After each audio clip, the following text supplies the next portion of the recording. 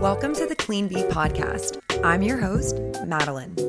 Life is messy, but it shouldn't be toxic.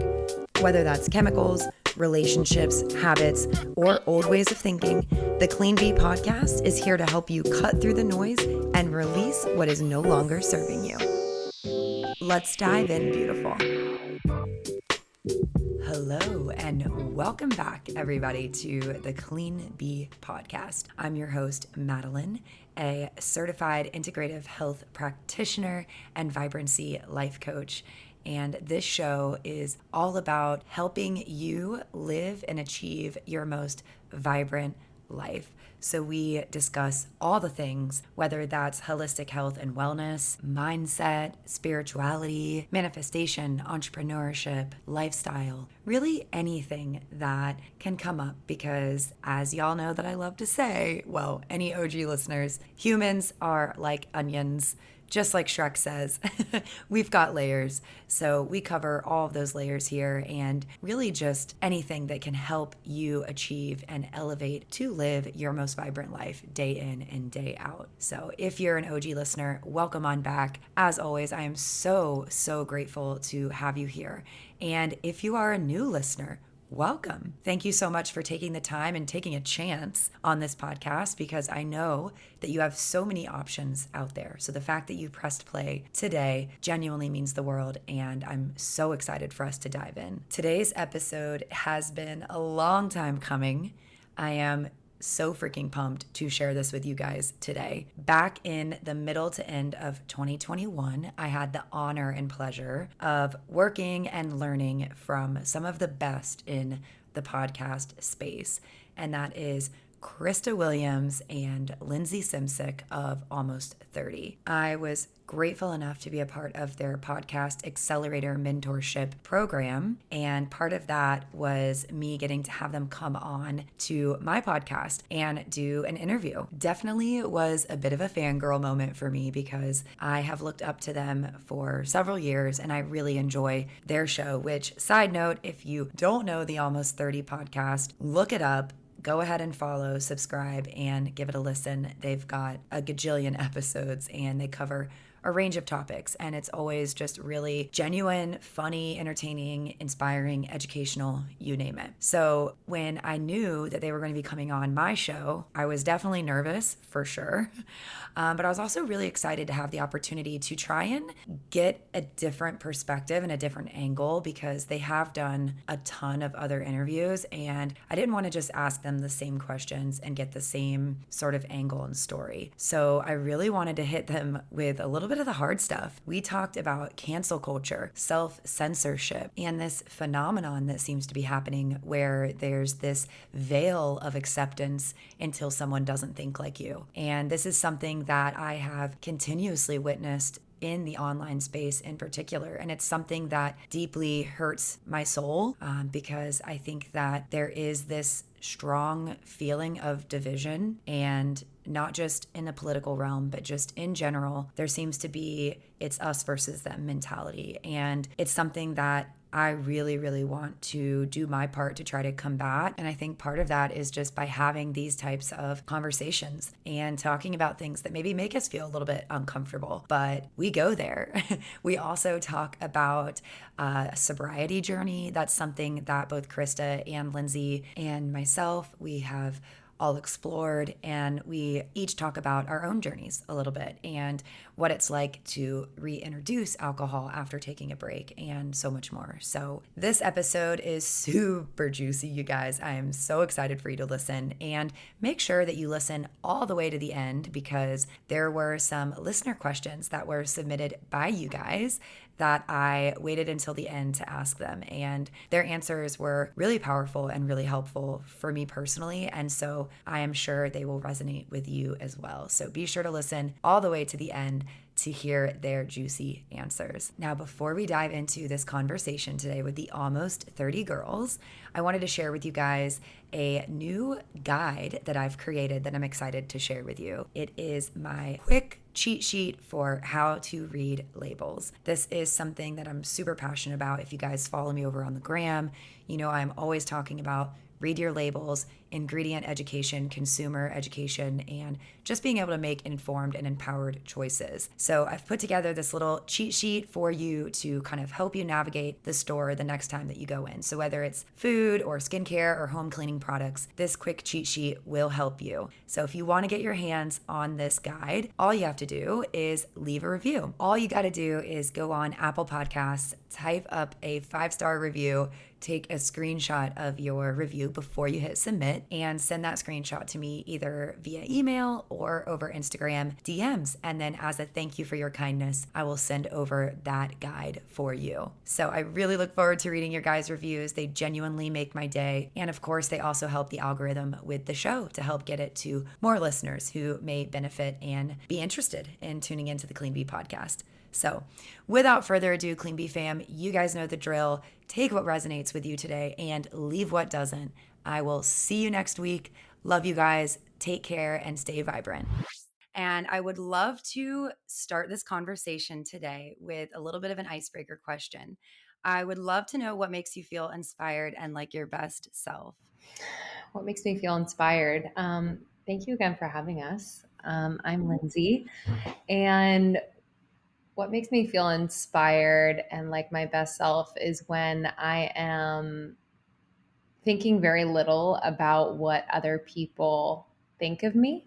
And as kind of one of those people that used to people please all the time, and in order to feel loved and validated and safe, it's kind of a hard thing to let go of.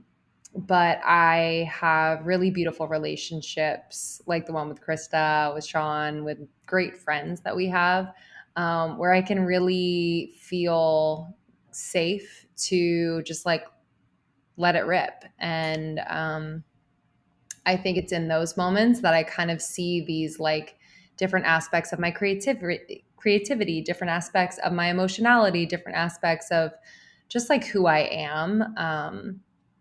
So yeah, I think that's what I would say is just kind of when I am caring very little about what other people think, I think I feel the most inspired. I love that. Krista, do you want to share? Yes, I second that one. Yeah, I think it's one of those like felt sense feelings where you have everything is like flowing appropriately from like your soles of your feet to the crown of your head, even outside your body, when you feel like messages are coming in and you're acting on them and it feels really good and you feel grounded to the earth but connected to the cosmos. And it's just like a really nice feeling when you feel like your whole life is a spiritual practice. And I feel really inspired when I feel connected to my higher self and my soul. And I don't feel that as much as I would like. I feel like it's maybe once a week, once every once in a while. But when I feel that feeling, maybe in an interview or maybe in a conversation with someone, or maybe in nature, or maybe with my cats, there's just no better feeling. And I know most of my life I was like in denial of that, or I had so many blockages that were keeping me from that. So to be able to access my self, my heart, and like the love of nature has been just really beautiful. So I feel really good when I'm able to connect with my higher self. Both of those are so beautiful. Thank you so much for sharing that. Yeah, I definitely can relate, especially with the cats. I love cats. I love that you share them over on social media as well. And I also love what you touched on, Lindsay, about not really caring what people think. And it's just like energetically, you feel lighter. It's like your load is lighter. And I feel like that's a really good segue into what I wanted to kind of talk about today, which I had a long, hard think about, where I wanted this conversation to go. I feel so lucky and honored to have you both here today. And quick backstory for the listeners, I joined your podcast accelerator program almost 6 weeks ago. The time has flown by. It has been the absolute best experience. And to have the honor to like learn from you, work with you, and now have a conversation with you is just incredible. And so I really like didn't want to take this opportunity lightly of like, what the hell do I want us to talk about? Like what will serve the community in the best way?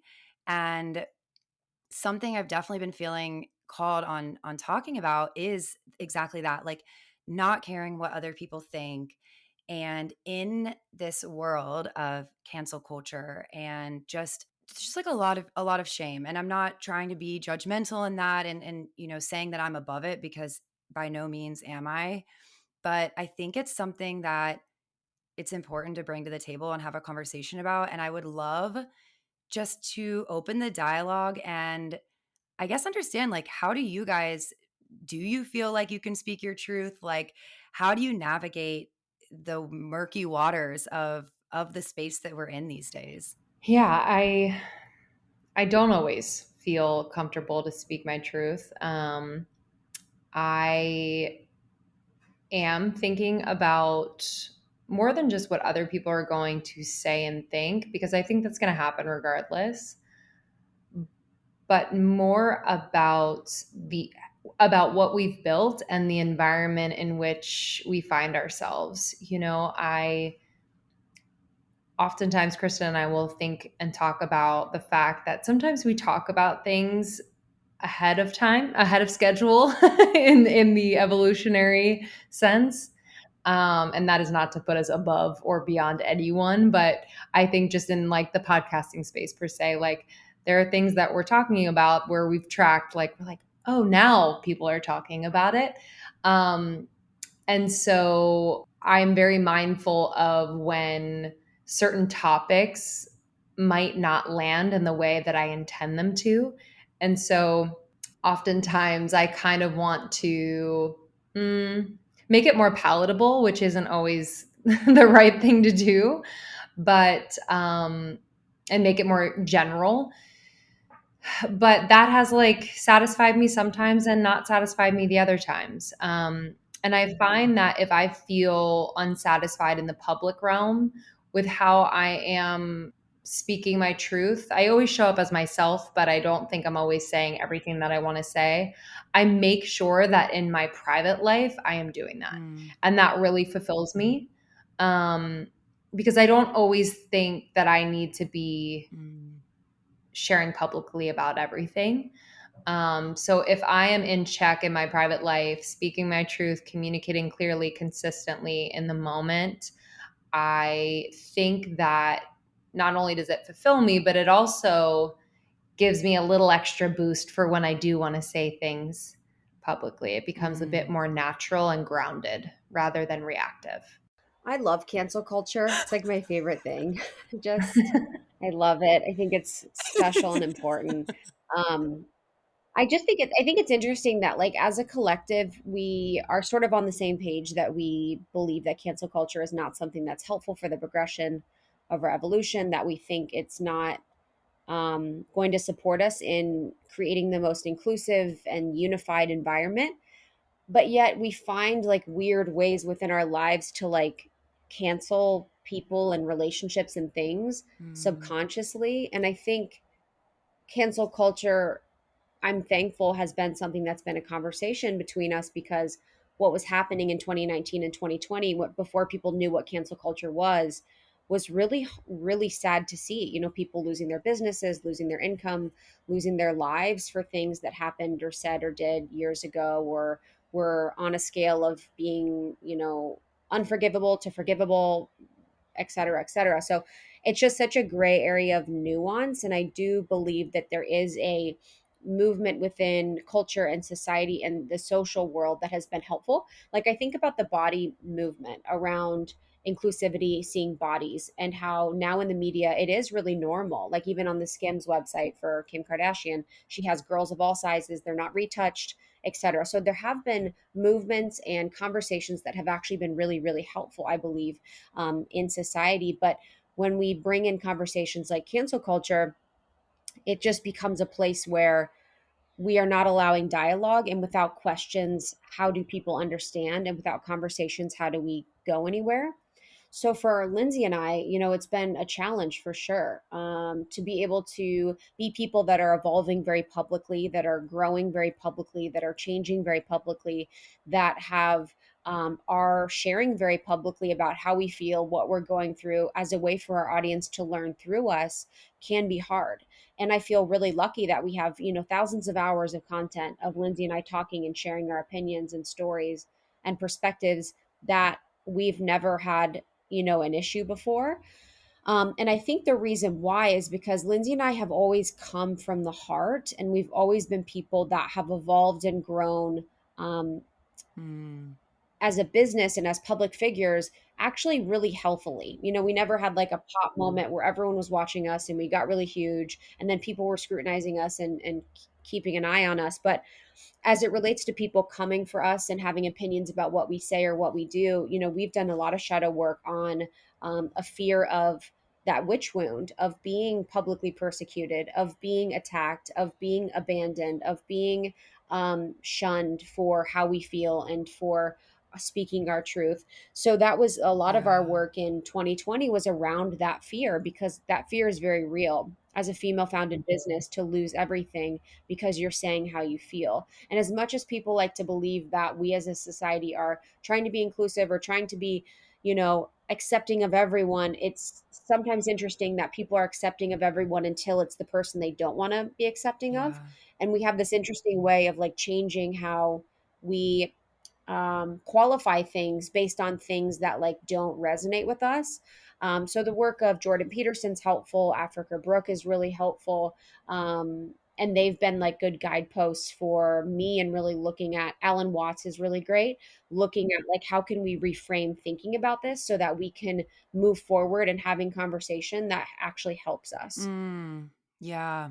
I definitely resonate with that. And I love that you even brought up Africa Brooke because I've admired her work for the past 2 years in particular. And I absolutely loved that episode you guys did with her. Definitely Mm. one of my favorites. I feel like it's just, yeah, exactly what you said. Like we have this ability, and I feel almost like the reason that there's this shunning, it's like because people aren't able to forgive themselves almost. And it's like it's this inner anger, and it's like, well, you don't get to say what you want to say because I don't get to say what I want to say. And Mhm. Yep. Yeah, that's what Africa talks a lot about, is that self-censorship piece. We censor externally because we self-censor. And that was really profound for me and Lindsay for sure, because you don't think about, self-censorship. You're like, huh. But then you can think, you're walking in to the room, and as an example, Justin's sitting on the couch and I'm like, I want to tell him to go clean the kitchen. And I'm censoring myself from saying what I want to say, which censorship in that sense could be helpful. But then also there's parts of it where it's a fine line, where sometimes it can be harmful, where we're stopping ourselves from expressing ourselves, we're not saying how we feel like we can't say certain things because we might be exiled or ostracized or all these things. But we self-censor quite a bit, and it's really shown in our culture how, damaging it is when we don't allow ourselves to be fully expressed and be fully seen. But I do feel, just as a last point, that from a evolutionary perspective and standpoint, like if we think about in history, there was, you couldn't be a different religion in so many different places for so long. I do feel like we've made it really, really, really far, and we'll continue to make progress, although sometimes it feels a little scary because it feels like everything is being censored. yeah. And I often like remind myself that there are so many people that feel this way, Mm, like where it sounds like it seems like sometimes that we're the only ones that kind of are either self-censoring or afraid to say certain things. But I think because of social media, like we forget those that like haven't yet spoken their truth and spoken up about something that maybe is aligned with you. And so we feel really alone, yeah. and so if we can start to have these conversations in like a kind of quote safer environment, because like Yeah. publicly on like a platform sometimes is a little scary. But yeah, again, bringing it kind of back to the home, or like back to like your friend groups. Krista and I have a group of friends where even just the other week we were having like a very thoughtful discussion where not everyone agreed with everyone. Mm, And I was like, whoa, this is amazing. And we all feel safe and we all feel supported, generally speaking. And I just felt like it was such a cool moment where I was like, oh, this can exist, yeah. and then I had hope for like, oh, this can exist in a public forum and on a platform. So kind of proving to yourself in these like more intimate moments with people that it is possible. Yeah, absolutely. I think that touches back to what you said earlier of like, it isn't necessarily a safe space online, which you guys talked about in that conversation with Africa of like the quote unquote like safe space that people Mhm. say they create online, but it's like not actually a safe space, because it's the internet and like any troll can come in. And I think, yeah, it does. It's really empowering to know that you can have the conversation to get that fulfillment and that satisfaction offline. And I mean, just personally, because I've definitely been struggling with this and have felt like there's a lot more that I've wanted to say on things that feel really important to me. And I've really held back because of getting like censored literally by big tech or, whatever. And, and so, yeah, taking those conversations offline and actually like, I always tell people like, if you just look people in the eyes, like, you're even if you disagree, like, you're still human. Like, you look at another person's soul and you're like, "It's okay if we disagree." Like, we're not actually out to get each other, and I think that that's, like, really what social media sometimes tries to portray, I think, on accident. I don't think it's necessarily intentional, but Mhm. yeah. I think getting comfortable disagreeing is something that I seek to try and do. I'm someone that, like, in Mm, theory, when it's like intellectualized, I'm like, yes, I agree with disagreements. But sometimes in the moment, with actual, like, in the actual practice of it, it can be hard. So I think it's normal because, maybe you were someone like me where it wasn't really safe to disagree in my household. It wasn't safe to feel like you could have a differing opinion. So I think as we sort of practice these things and as we sort of notice, like, okay, this doesn't feel right, something feels off, I feel like I can't speak my truth, I feel like I can't say how I feel, but everyone's saying that everyone's opinions are welcome. What's sort of happening mm, here? And I think that was a huge thing that I noticed in 2020, 2019, where it was like people fighting for specific things, but not wanting all of them. So saying, I want this thing, I mm, want um, greater diversity of opinion or perspectives, but accept this one. It would be always accept this one, accept this specific set. mhm, And that always makes me curious because we can't have this thing and then say we don't want this thing. And Alan Watts has this quote I keep referencing lately, but it's, if you love your enemies, you must love them as they are, not because you want to change them. And when mm, we say love everyone, it means we love the people that we essentially hate. And we can really, really look at our enemies and be like, I love you as my complete enemy. Like, I love you as the person that is my enemy, not because I want to change you to be something else. Um, but yeah, it's a whole can of worms, and I feel like there's a lot of people that are in your situation that feel like you, Lindsay, and I can relate, where we feel like there's more to say, there's more to be said that we wish we could express, but we don't really feel like right in this moment. We feel incredibly confident to do mm. so.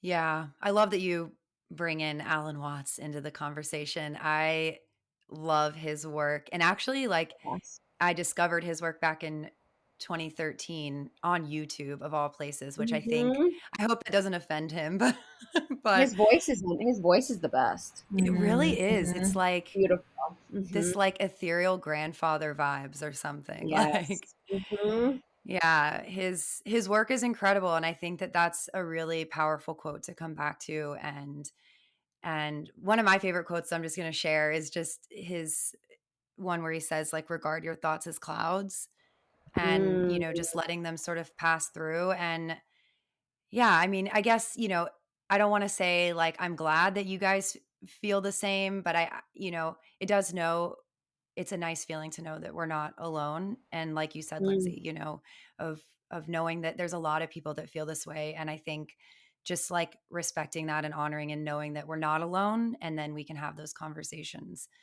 with the people that are important in our life.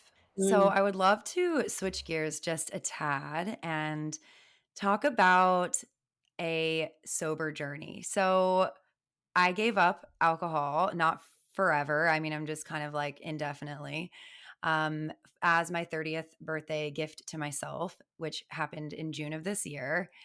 And it's been awesome. And then it's something that I talked about on the podcast and didn't really expect. I was really nervous to share, actually, because my, podcast is, sort of health and wellness based. And I felt a fear of being judged for not having my alcohol situation figured out and not being, so balanced with, that. And it ended up being a really awesome conversation starter with a Mm. lot of people and a lot of friends and a lot of like really important people in my life. And I know that's been something that's been a part of both of your journeys individually and maybe collectively together as well. And I would just like love to like talk about that, just whatever comes up, like what sparked each of you individually to take a break and how have you found it if you've introduced it back into your life? Because I definitely am a little bit nervous, I'll be totally honest. So yeah, I'm just like really curious. Yeah, so I quit drinking. I stopped drinking when I was like 26 maybe. And I took probably like 5 years off, or maybe not five. I probably took three off.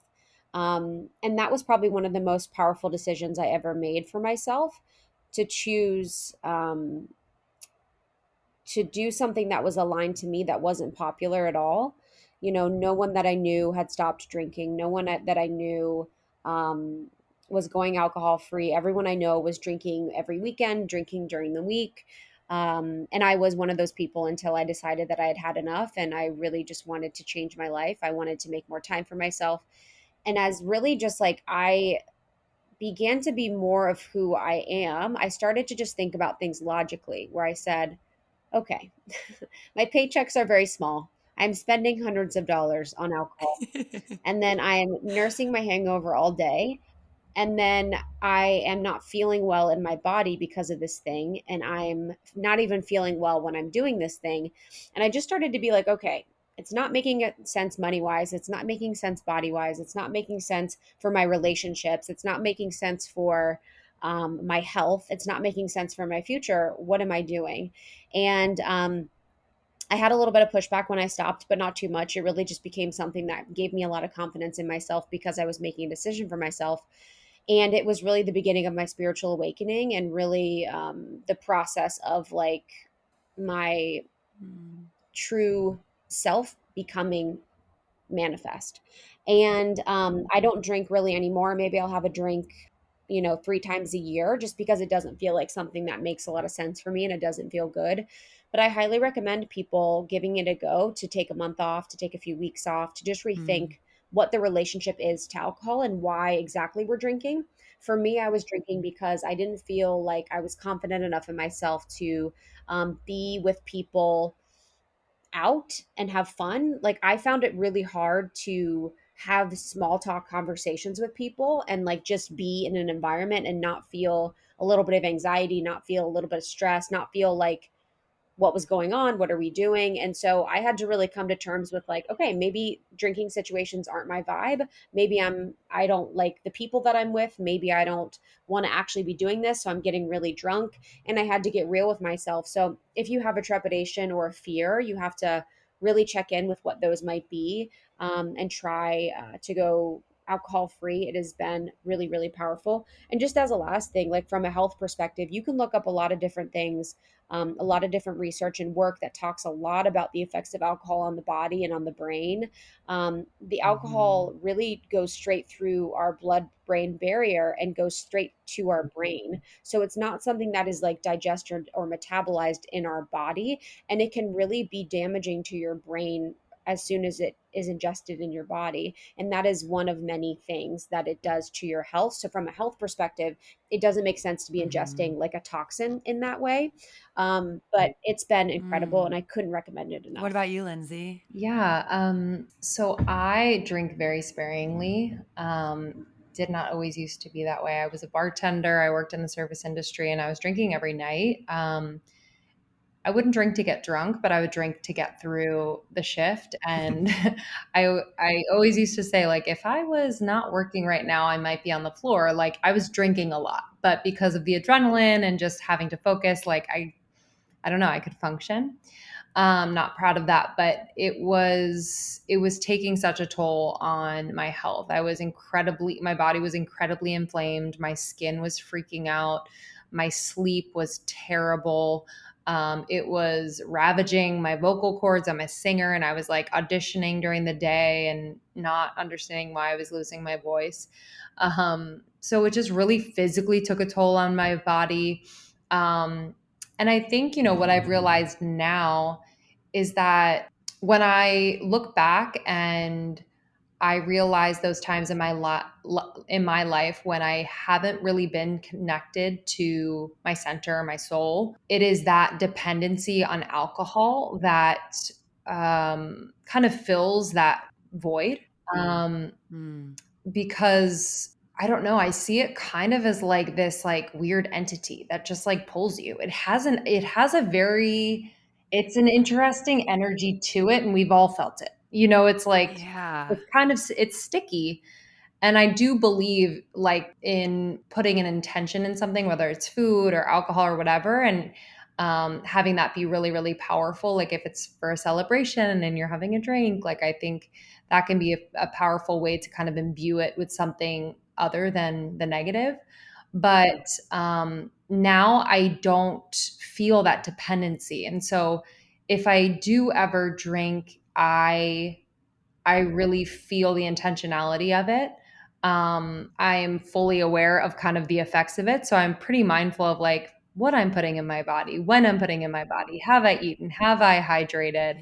Yeah. So I'm much more aware of like, oh, how do I want to feel after this? And what do I have to do that? But lessening my alcohol intake has been so, so important. And it's funny, 9 years ago when I met Sean, he didn't really drink at all. So he would come up to the bar and ask for pineapple juice. And I was like, What? what a loser. I'm like, you're just like, I was just like so turned off. Isn't that hilarious? Like how, So funny. because I thought it was really cool to get fucked up.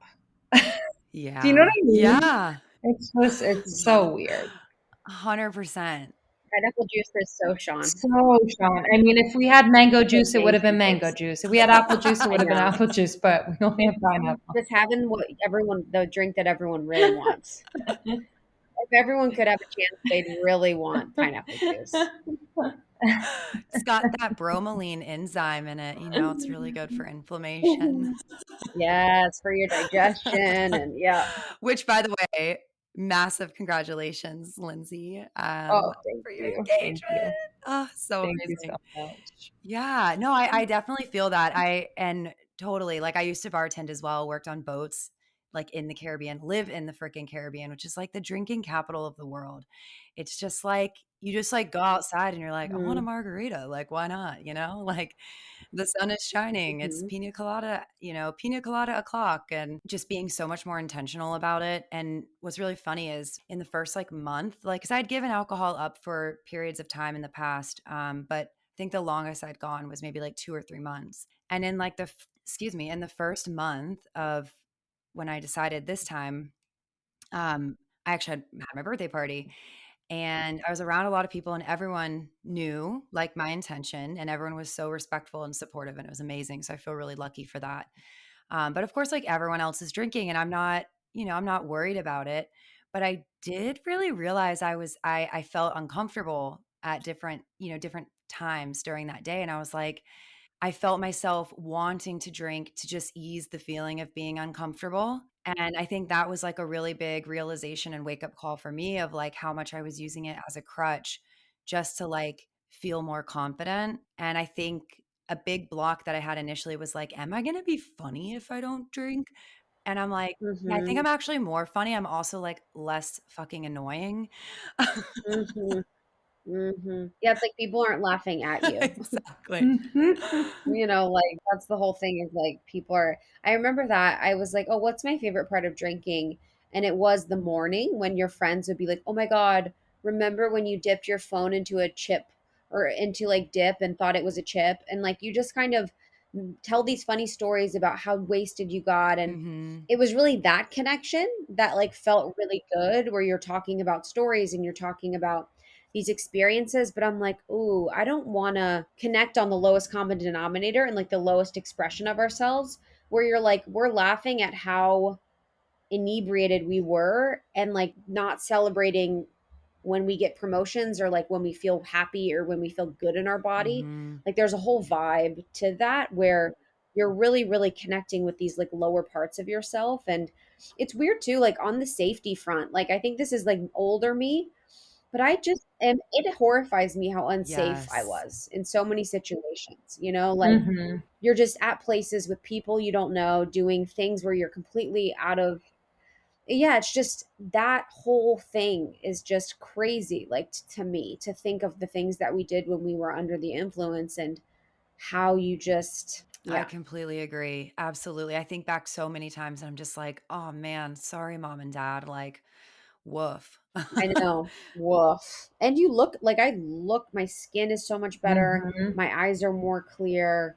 Like I look more alive. You like, you just, you look Yes. more beautiful and vibrant when you're not drinking all the time. And how do you, if you're working a 9 to 5 or you're working during the week, how do you make your dreams happen? If you have dreams outside of your work, you could have dreams within your work, of course, but how would you have make your dreams happen if you're hungover for the entire time when you're not working? You know, I was like, Hmm. and that's part of the, you know, here I go. That's part of the whole Hmm. game that they get you, where it's like work all week, be so tired that you just watch TV and go to bed. And then on the weekends, you're nursing your Hmm. hangovers. So you're just part of this cycle where you're just in this thing and you can't get out of it. And it just is heartbreaking that, um, when people feel scared to sort of make a move or take a step for themselves, to choose themselves over the pressure of drinking. Yeah, absolutely. It's like the machine. I don't know if you've seen the movie Idiocracy. Mm. It's like, oh my God, it's not really like a great movie.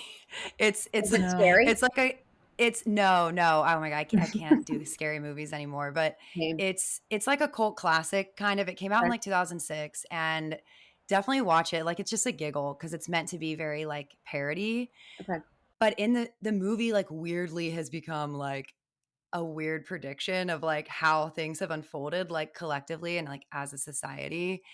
And so much of it, like to touch on what you just mentioned, Krista, of just like, yeah, people getting in this cycle. And it's like in this movie, it's like 500 years in the future. And it's like like people are just so like there's no intelligence left in the human because they're Mm. just being spoon fed everything. They're being Oh, spoon it's like fed a their cartoon. information.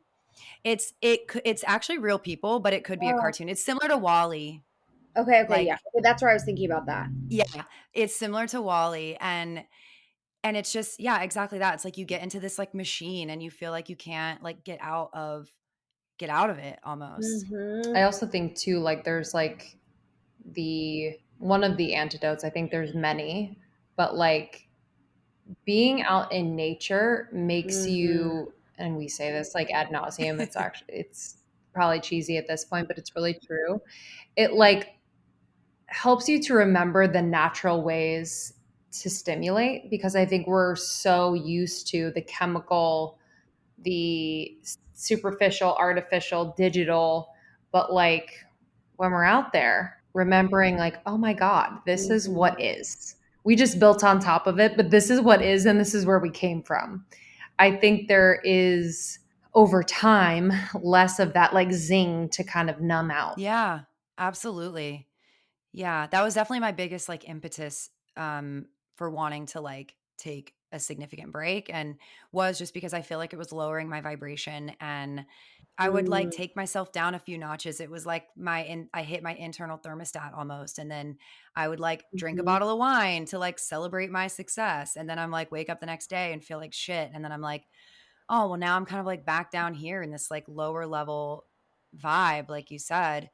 And I feel Mm-hmm. like even to touch on like actual spirits, which I feel like I know you guys are Mm-hmm. into like all the woo as well. Like the actual definition of like spirits and how, like, I was reading this online a couple months ago of how like they're called spirits because like energetically, like our spirit kind of like leaves our body and it like opens us Mm-hmm. up to like other entities. And Yeah. I mean, yeah, because drunk Maddie is someone else. It is not me. Mm-hmm. Like, Yeah, you would see people. I would see people and I'd be like, oh my God, like no one is home. And I'm saying I'd see other people because I couldn't see myself. But I'd be like, wow. And I remember that with relationships and people that I was dating or my friends, I'm like, oh, we're going to get drunk. And it's like, we're checking out for the night. And we would check back in the morning. And that's what I loved, when we would check back in Mm-hmm. with those conversations where we would laugh about ourselves. But I was like, oh, this is like time travel, where you're just like, I'm going to drink. I don't know what's going to happen to my body. I don't really know what's going on until the next morning. And this, obviously, we're Mhm. talking about getting drunk. Yeah. We're talking about the act of getting drunk. We're not talking about enjoying a glass of wine Yeah. with your loved ones at dinner. So this is like very much getting drunk, the lifestyle that I was living. And I do remember one time I was like, I've done a good amount of drugs in my life, and I had done Coke one night, and I was like in bed, and I literally was like, this is dark. I remember feeling, I was like, this is wrong, and this is dark, and something is happening. And I've noticed that Mm. too.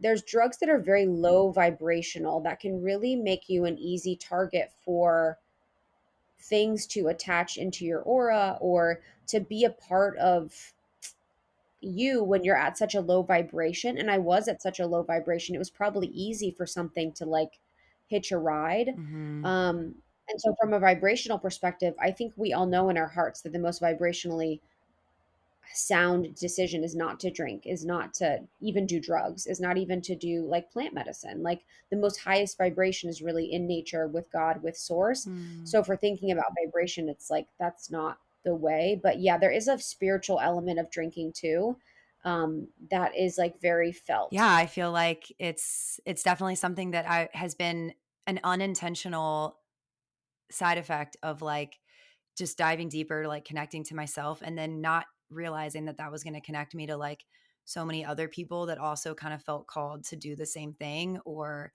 experiment with it or give it a try. And I guess on that note, I would love to know what's next for each of you in your journeys, because I want to talk about like what's next for Almost 30 and kind of what you guys are working on. Just give them a little bit more about the Almost 30 Nation. Yeah, I can give a little bit of our story before we share individually. But Krista and I met during this time when we felt just super alone, very doubt filled and fear filled, and just feeling like we should know more about life, feel like we should be more certain. And so we were actually introduced by a friend, a mutual friend, because Krista wanted to audition for Soul Cycle, and I was a Soul Cycle instructor at the time. So through that whole process, we just got each other. You know, we were having these deep, meaningful conversations because we were kind of feeling that like void inside of us of like, oh man, what is that? Like, there's more to explore there. And so we were able to explore it in our conversations, or at least begin to. And so one day Krista came to me and she's like, do you think we could start a podcast? And I wasn't really familiar with the podcast space, but she was an avid listener.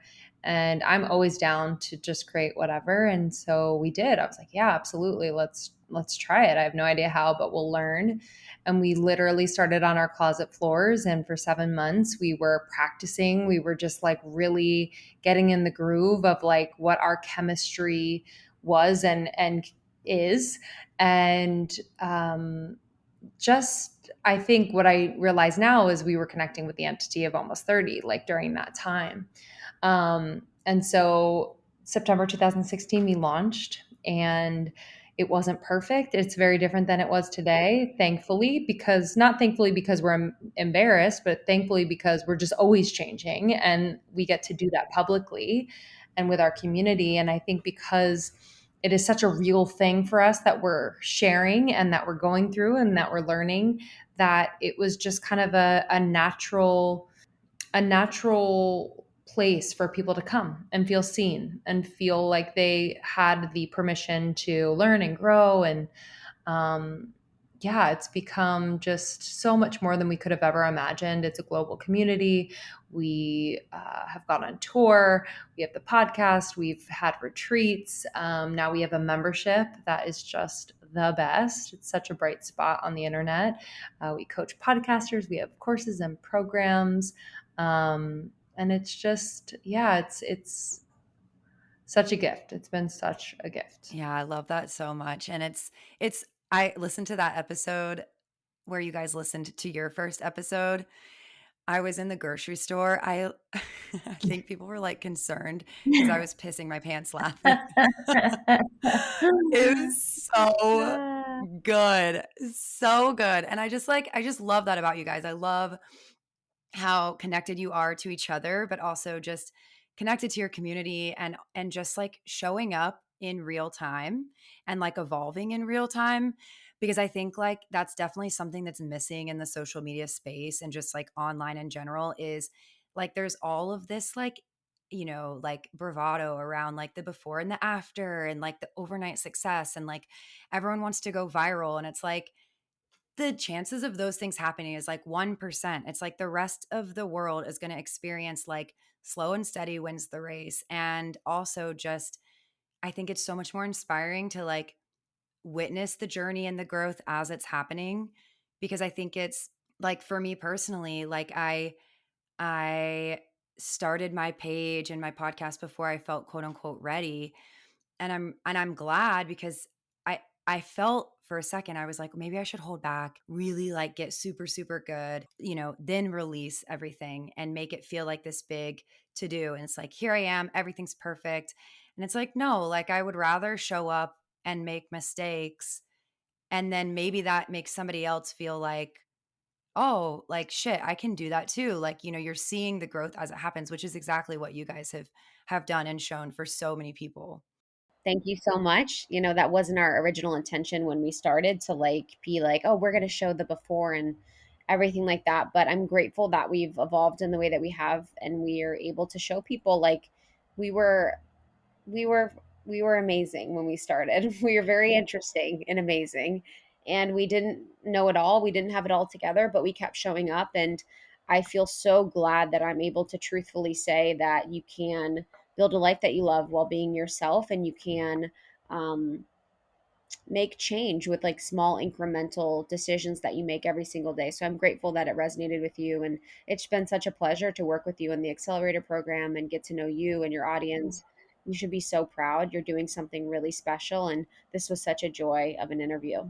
Oh, thank you so much. That means a lot. Well, I mean, yeah, I'll wait for the testimonial.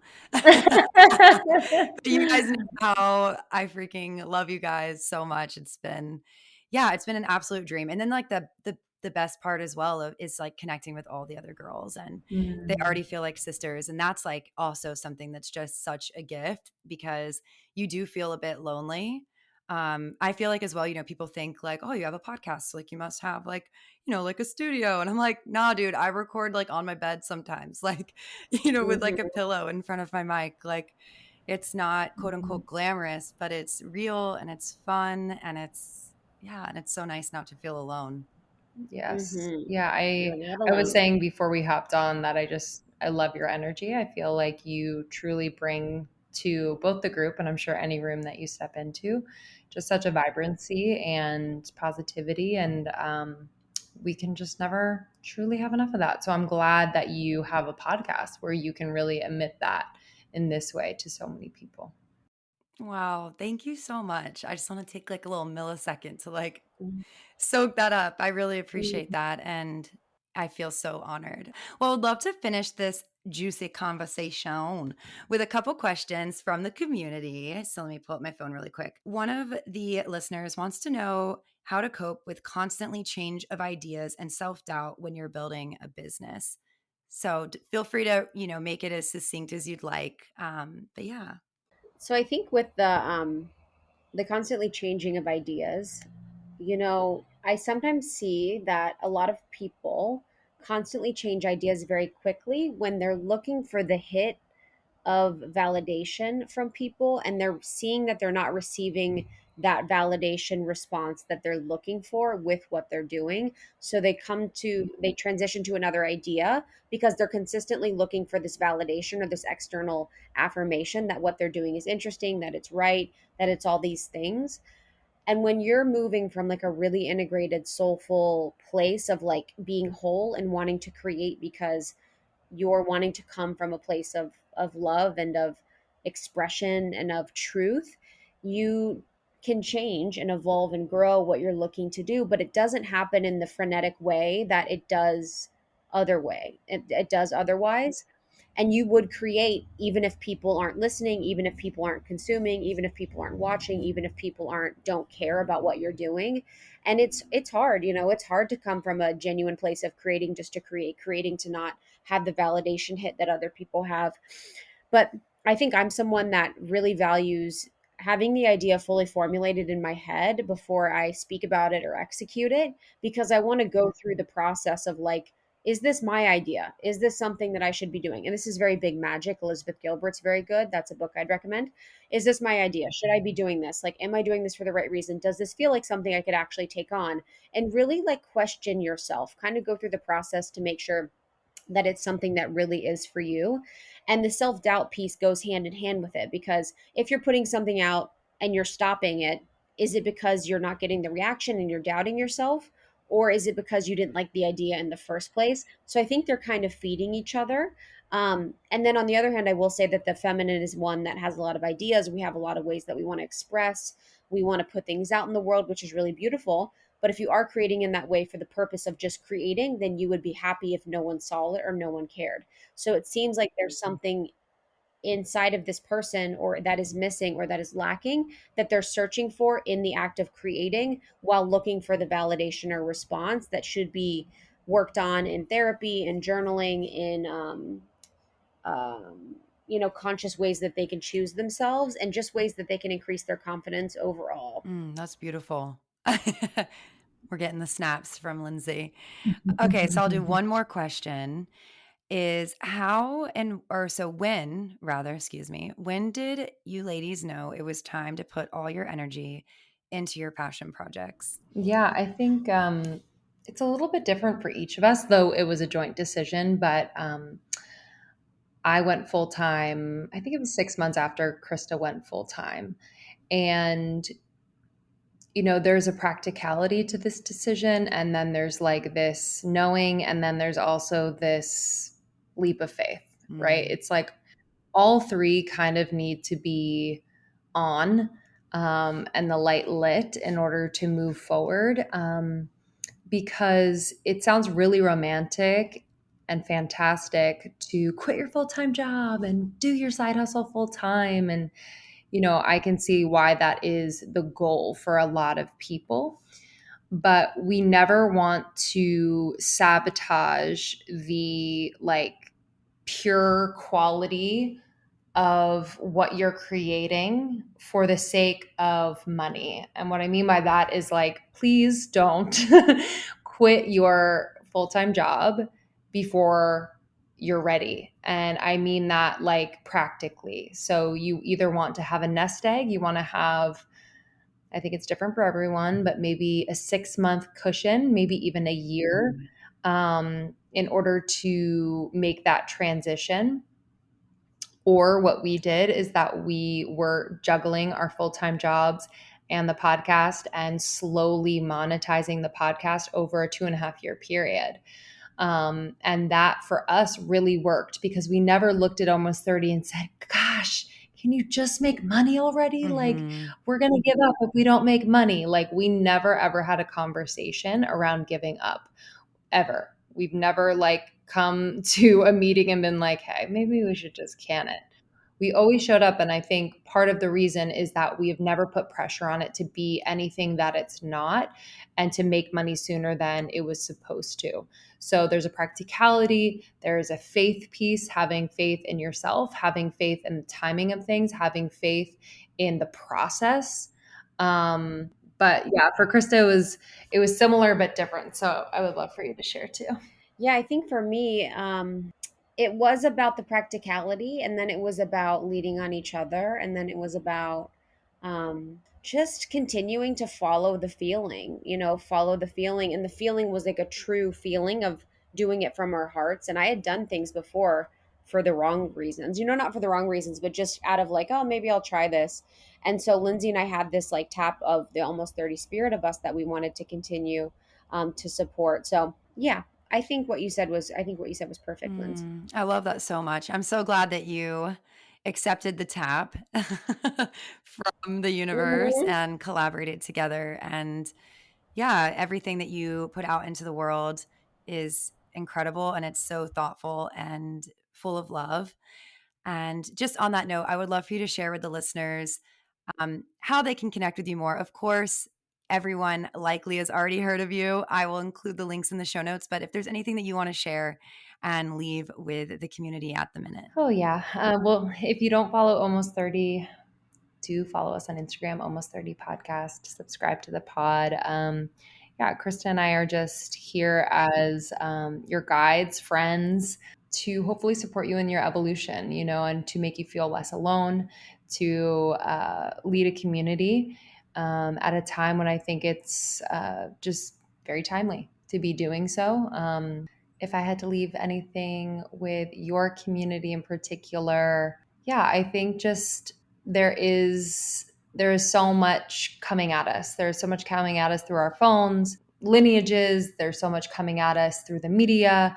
And if you can find time in your day, whether it's an hour, 15 minutes, whatever it is, to just come back to you, I think over time, compounded every single day, you will feel less like you need to numb, like you need to be anything other than you.